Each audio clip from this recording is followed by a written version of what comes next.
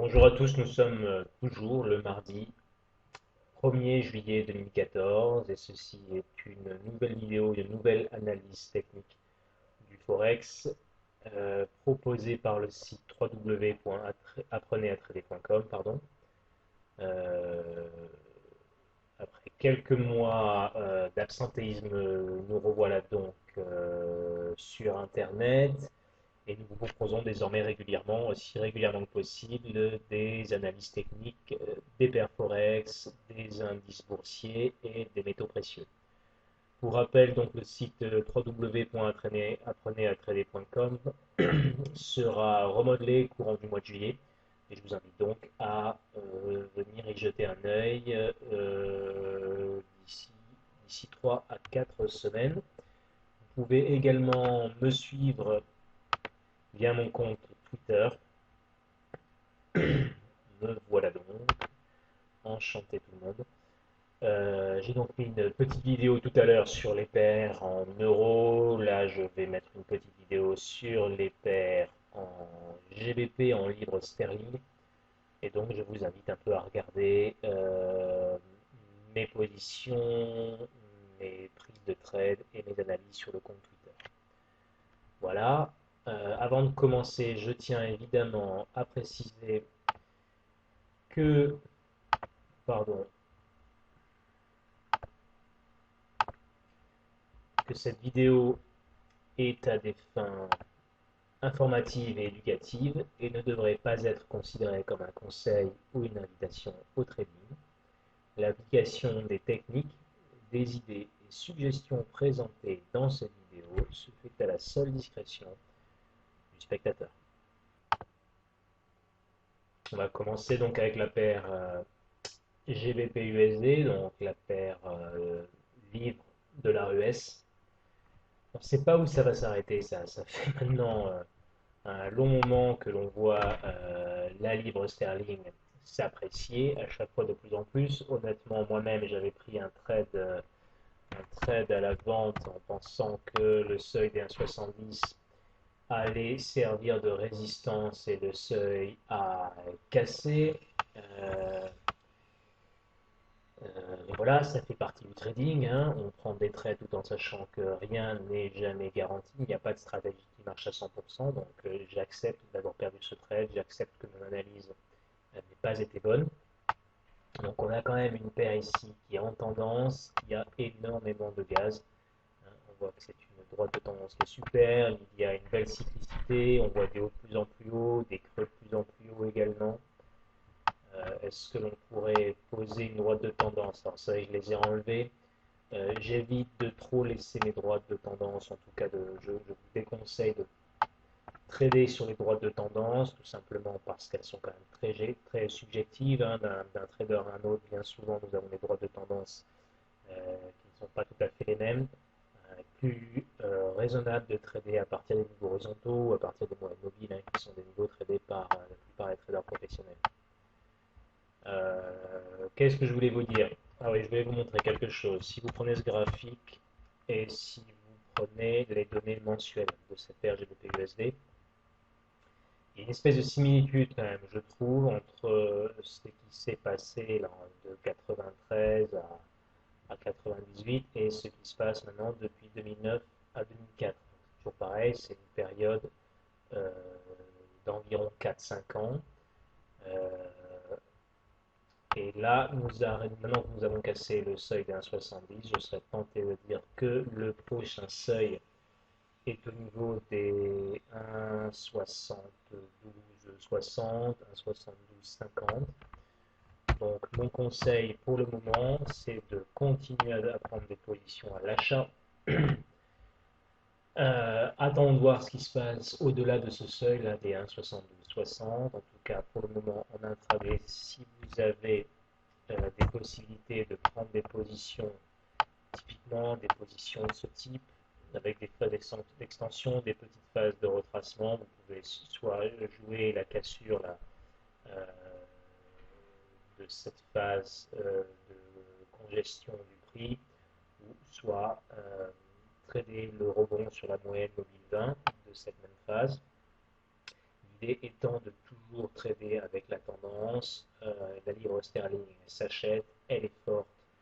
Donc, à moins que vous ayez un niveau de support et résistance, un niveau horizontal fort sur le chemin, ne tradez pas la vente.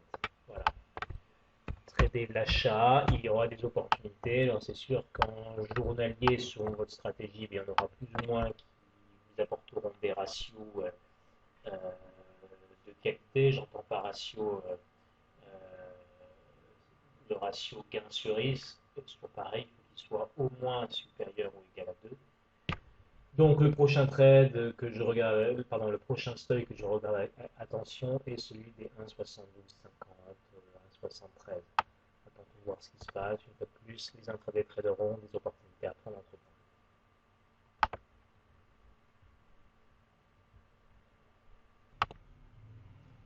La paire GBP-JPY, donc la paire livre sterling yen japonaise. Alors celle-ci, je n'ai pas pris de trade. Le seul trade que j'aurais été tenté de prendre était ce renversement de tendance au niveau d'un seuil horizontal, mais le seuil n'a pas véritablement fonctionné, donc je n'ai pas pris de trade. C'était certain, c'est de la même manière là encore ici. La livre sterling a le vent en poupe, on la trade à l'achat. On vient de casser un nouveau seuil horizontal de support-résistance. Le prochain seuil, et c'est un vrai beau seuil, est à 1,7946. Alors, à vos graphiques, prenez vos graphiques hebdomadaires ou mensuels et vous trouverez ce seuil vous aussi. Tout ça, ça nous ramène à de longues dates maintenant, 2003, 2002, réaction à la hausse en 2000, réaction en 97. Donc c'est un vrai seuil horizontal, celui-ci, qui est vraiment à regarder avec attention. Maintenant que nous avons franchi le seuil des 1,74, l'optique c'est donc d'aller chercher le seuil des 180. Il y aura donc là encore de nombreuses opportunités pour les traders intraday et pour les traders under-day. Traders under-day, eh ben, attendez peut-être encore que ce mouvement euh, à la hausse qui a permis de casser ce seuil se poursuive. Attendez, voir si vous ne pouvez pas venir prendre un rebond technique haussier. Ce seuil qui a été cassé, il servait de plafond, il va maintenant servir de support de sol. Voilà. Là encore, il y aura des opportunités à partir des moyennes mobiles, que ce soit en intraday ou en under-day. En tout cas, voilà, ce qu'il faut retenir, c'est qu'on a franchi un seuil, on va en chasser un autre, c'est celui des 180. C'est un seuil qui est vraiment, vraiment, vraiment impeccable si vous utilisez vos graphiques de plus ou moins long terme. La paire livre-franc-suisse. Bon, alors vous voyez, elle se traite clairement à la hausse. J'ai deux canaux haussiers. Hein. J'ai ce canal haussier de long terme, puisqu'il vient chercher sa source en février 2013. Et j'ai celui-ci, cette grande phase 1, on pourrait dire, si l'on devait considérer un graphique hebdomadaire, qui prend sa source, lui, en mars 2014. Donc j'ai un deuxième canal qui est un peu plus serré. Là encore, on continue à franchir les seuils. Intéressant de savoir si nous sommes pour le coup arrivés en haut de canal haussier le 17 juin dernier. Ce qui est évident, c'est qu'on a coupé, cassé ce seuil horizontal des 1,5117 et que pour ma part, le prochain seuil horizontal vraiment à noter est celui des 1,58,80-59. Est-ce que je crois que cette paire va continuer à aller chercher des plus hauts jusqu'à chercher un 58?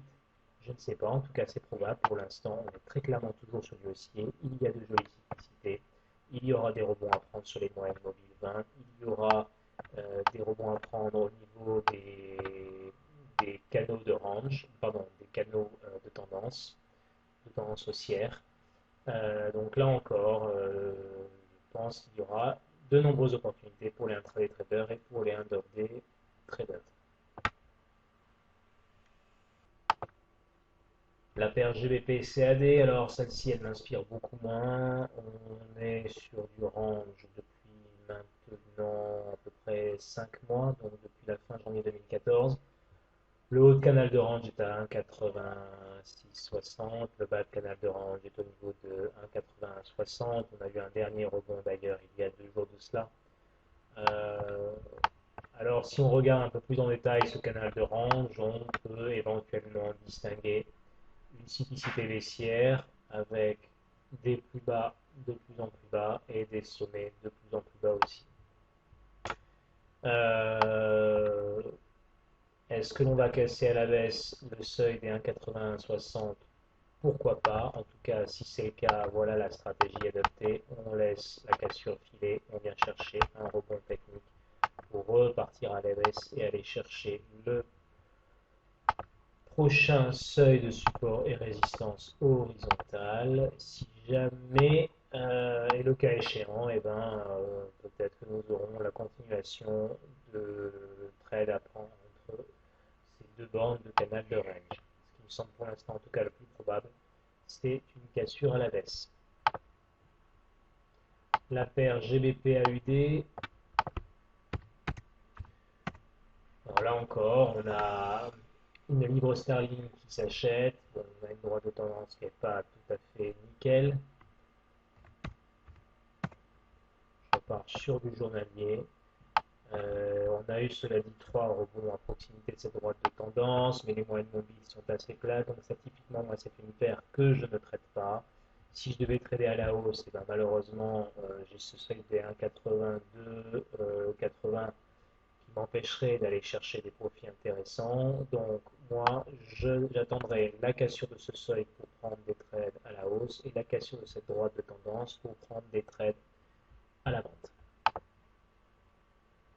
Et enfin, GBP NZD, eh bien écoutez, c'est un peu la même chose. On est pris entre des canaux. On est dans un canal haussier, cela dit, qui est clairement dessiné sur mon graphique. Il y avait une divergence du stochastique récemment.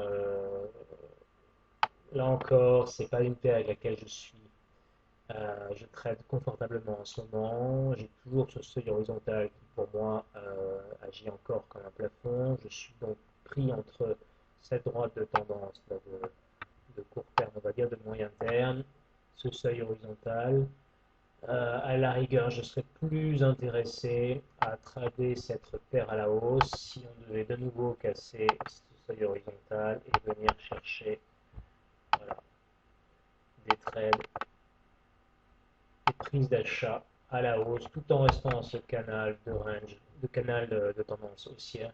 Je préférerais revoir une cassure de ce seuil, revenir flirter avec le haut de ce canal et prendre ensuite des positions à l'achat si tant est que l'on fasse du rebond au niveau de 1,96-83.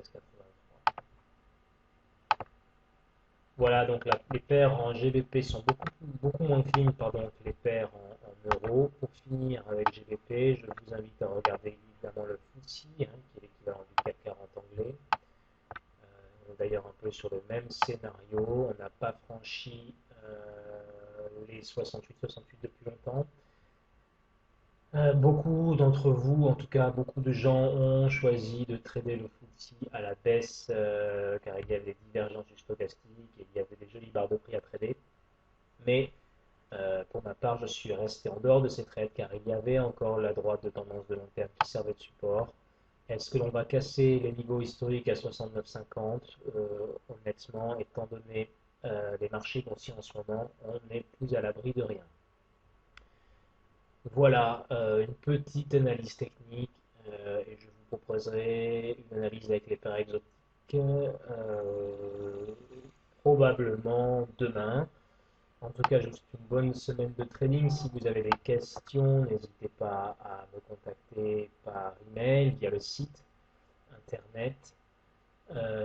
Évidemment, je ne détaille pas ici même ma stratégie, mais vous l'avez compris, la clé, à mon sens, c'est de trader le journalier, de ne pas faire de l'overtrading, d'avoir une vision à long terme de cette activité et d'être capable de rester en détraite pendant plusieurs jours. Je laisse le training en intraday à ceux qui ont le cœur plus accroché et surtout à ceux qui ont le luxe de pouvoir trader en journée. Voilà, je vous souhaite une excellente fin de journée et je vous dis à très bientôt. Bonne semaine et bon trading.